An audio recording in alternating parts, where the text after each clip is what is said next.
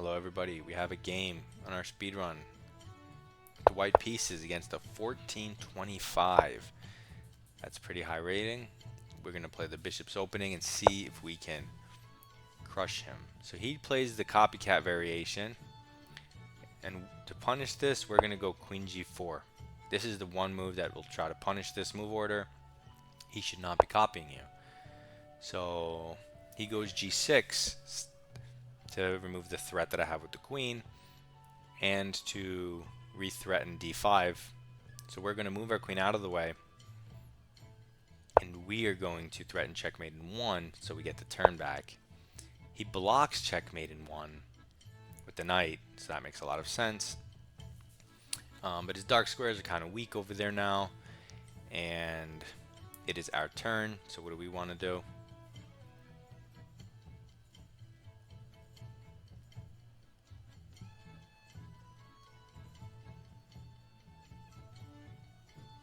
We're going to play d3, and that way we can just open our bishop, apply pressure to this knight. He jumps his knight in, threatening this fork.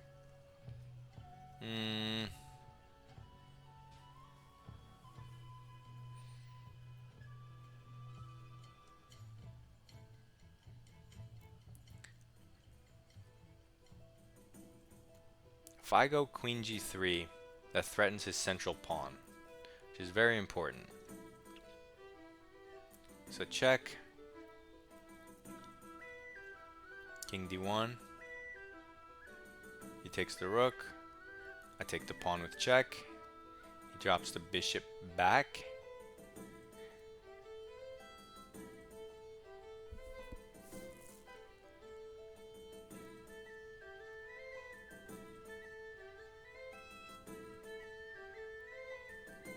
Bishop g5. Castles.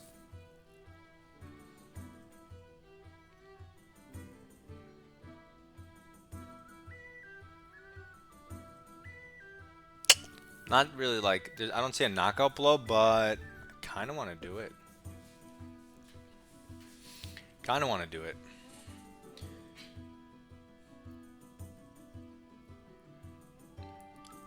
Probably. Alright, whatever. Let's give it to him. Let's give him the advantage. So he does do this. We do go here. That way his knight can't escape when we're done with the line.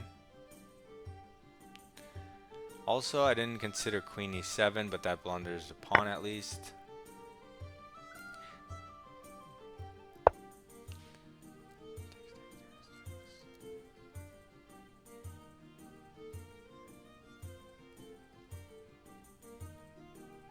It's kind of dubious to take pawns, but I don't want a queen trade either, so...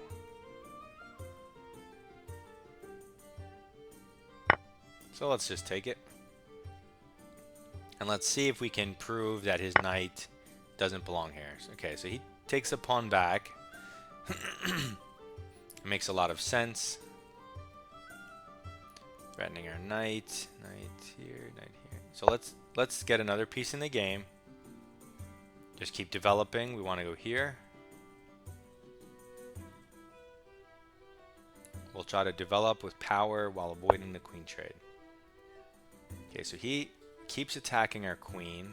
We want to move it and not trade it. So I guess we're going to go back here so we don't block our bishop.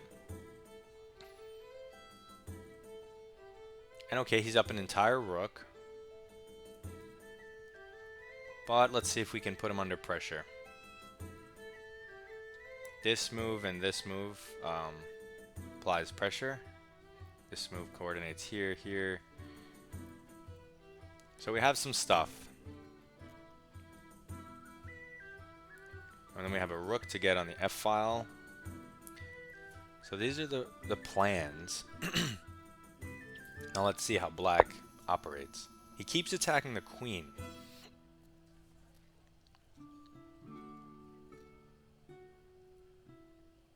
Super annoying. If I go here, he's going to attack with the bishop.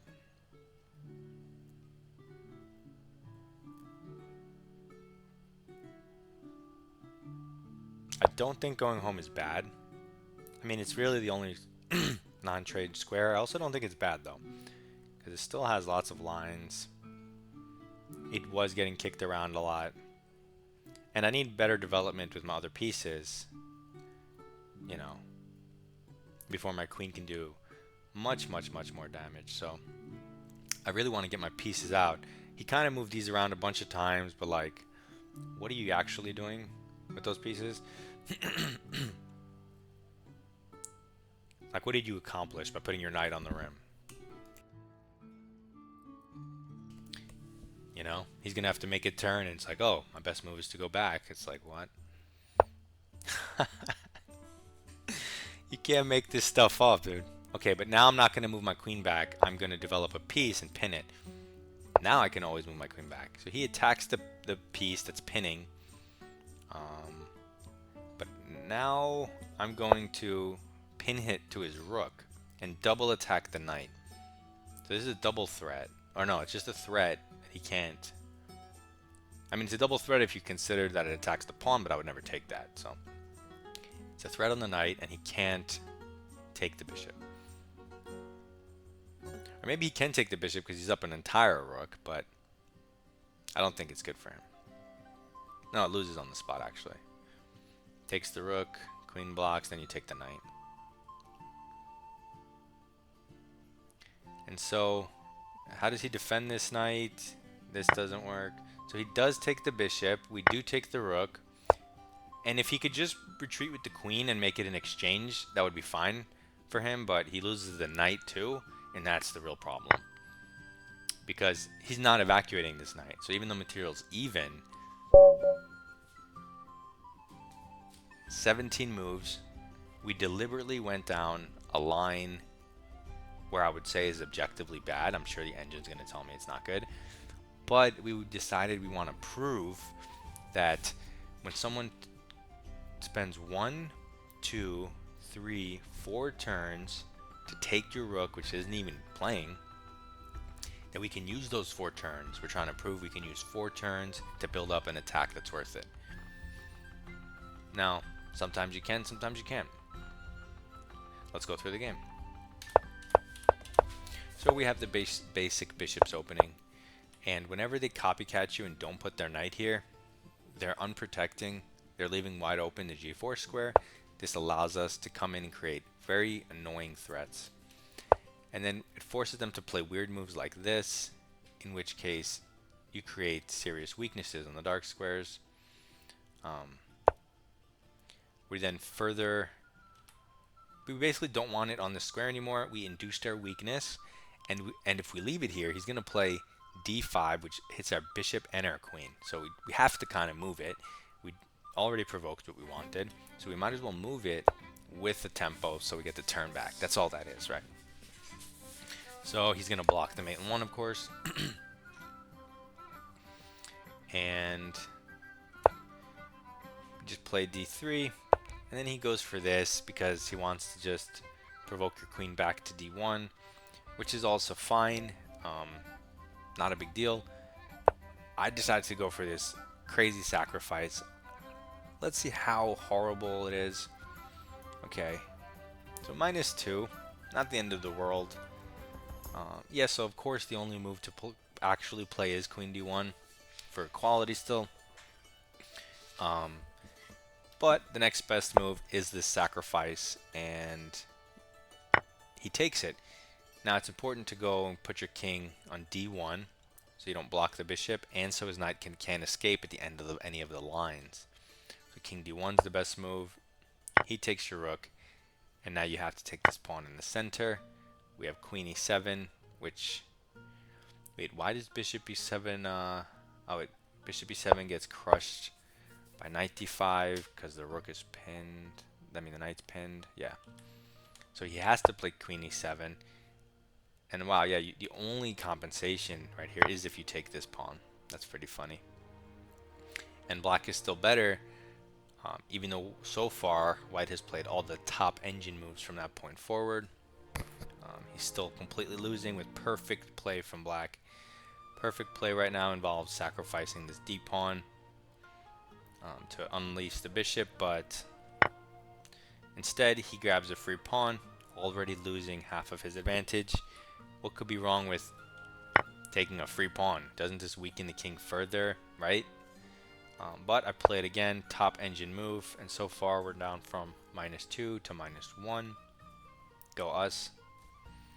And it's not like I know what the best moves for black are, you know? I don't know the top engine moves that black's supposed to play. But neither does he. Neither does anyone. So, hold on. Yeah, we developed our knight. He goes back with a tempo, so we have to move our queen. The two top engine moves, exact same eval, are these two. I picked the one that does not block the bishop. And now he attacks the queen. We play again. Best engine move, and already the advantage is -0.4. So, -0.2, I mean, -2.0 to -0.4. So already white has almost reached equality, and he's down an entire rook. That's what I'm trying to prove to you guys. There are way different levels to this, right? So he moves the knight back, which is hilarious because he just moved it to kick the queen. And just by moving the knight retreat, it goes from black being slightly better to white being plus 3.5, completely winning. That's what I'm telling you guys. You don't have to worry about perfect play, even though I kind of played the top engine move like many moves in a row now. But you kind of have to if you're going to be the one sacrificing, right? So anyway, he goes here, and we're immediately winning by top engine move, applying this pressure. He plays this, and we find again top engine move here. And did he resign? No, he took, which is just, of course, game over. So I'm super surprised. After that sacrifice, we played 1, 2, 3, 4, 5, 6, 7, 8, 9, 10. Did he resign here? Yeah. 10 top engine moves in a row and won the game. Awesome. Hell yeah. And it all started from this dubious sacrifice, which I could tell was dubious, but I saw there was this. I mean, this isn't even that strong. Queen takes. It's just you take the central pawn, and his knight's on A1. He has all these dark squared weaknesses. You have a dark squared bishop. I've played a bunch of these games before, so I have some feeling. Against the 2000, like if this was one of my 1510 games, road to 2100, I would not do this. I would have gone queen d1, but this isn't that, so I did it. And you can see after 10 moves of perfect play, and they weren't that hard.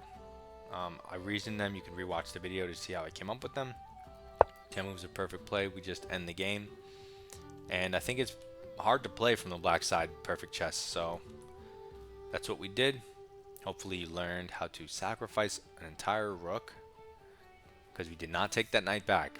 We sacked an entire rook, and we won the game. So good luck in your chess. Submit your games in Discord. Goodbye.